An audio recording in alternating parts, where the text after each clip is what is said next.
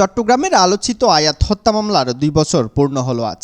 ২০২২ সালের আজকের এই দিনে বাড়ির পাশে মসজিদে আরবি পড়তে গিয়ে নিখোঁজ হয় ৫ বছরের শিশু আলিনা ইসলাম আয়াত। নিখোঁজের ১০ দিন পর হত্যার রহস্য উদ্ঘাটন করে পিবিআই।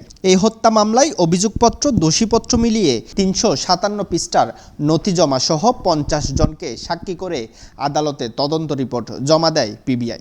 দুঃখের বিষয়, ২ বছরে সাক্ষ্য নেওয়া হয়েছে মাত্র ৪ সাক্ষীর। প্রমাণ থাকা সত্ত্বেও বিচার কেন বিলম্ব হচ্ছে তা নিয়ে আক্ষেপ বাবা সোহেল রানার।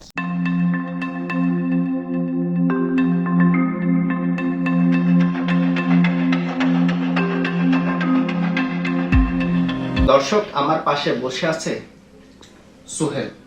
অনেকেই হয়তো এই সোহেলকে চিনে থাকবেন ২০২২ সালের পর থেকে। চট্টগ্রামের আলোচিত হত্যা মামলা, আয়াত হত্যা মামলার ২ বছর পার হয়ে গেলেও মাত্র ৫০ জন সাক্ষী থাকার পরেও এই ২ বছরে ৪ জন সাক্ষীর সাক্ষ্য নেওয়া হয়েছে। এই যে আক্ষেপটি তার ভিতরে জমা করে রেখেছে, সেই আক্ষেপটুকু জানার জন্য আজ মৃত্যুর ২ বছর পর আমরা সেই সোহেলের কাছে এসেছি। যে একটু বলবেন আজ কেমন কার্যক্রম চলছে মামলার? এখন পর্যন্ত ২ বছর পূর্ণ হয়ে গেল, এখন পর্যন্ত কোনো অগ্রগতি দেখতেছি না আমার মামলার।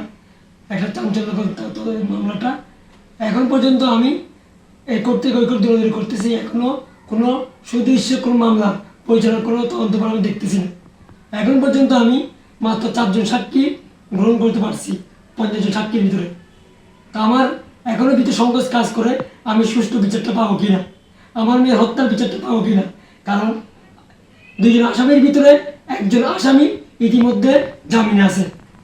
তাহলে কিভাবে আদালত একটা আসামিকে জামিন দিয়ে ফেলে এই বিচার চলা মাত্র শুরু অবস্থায়, বিচার কার্যক্রম শুরু অবস্থায় কীভাবে আদালত একটা আসামিকে জামিন দিয়ে ফেলে? তাহলে আমি সরকারের কাছে, জনের কাছে একটাই দাবি, আমার মেয়ের এই হত্যার মূল পরিকল্পনা আসামি আবির আলী ও হাসিবের সর্বোচ্চ শাস্তি ফাঁসি দাবি করছি। তাও অতি দ্রুত সম্ভব, যত তাড়াতাড়ি সম্ভব করা যায় তত আমার জন্য একটু ভালো হবে। আজকে আমি দিনকে দিন ভুক্তভোগী, আমি সন্তান হারা। আমি তো আমার মেয়েকে আর কখনোই ফিরে পাবো না, সে আশায় বুক বেঁধে আছি। আমি নিঃসন্তান হয়ে পড়ছি।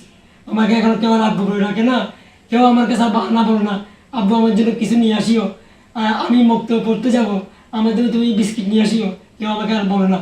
তাই আমার একটাই আকুল আবেদন, আমার মতো কারো যেন মা বাবার সন্তানের বুক খালি না হয়, ওর যেন দৃষ্টান্তমূলক শাস্তি হয়, সর্বোচ্চ শাস্তি ফাঁসি হয়। তাই আমি সবার কাছে এই বিচারটা চাই।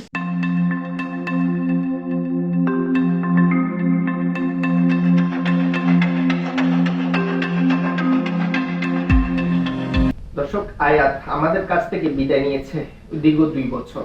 ২ বছর পার হওয়া সত্ত্বেও এখনো কেন আসামি জামিন নিয়ে বাহিরে ঘুরছে, এই প্রশ্ন সকলের এবং পরিবারের। তবে প্রশ্ন যেমনই থাকুক, আসামিদের যেন সর্বোচ্চ শাস্তি হয়, এমনটাই আশা এবং দাবি পরিবার এবং এলাকাবাসীর। হাসান রিফাত, দৈনিক আজাদী।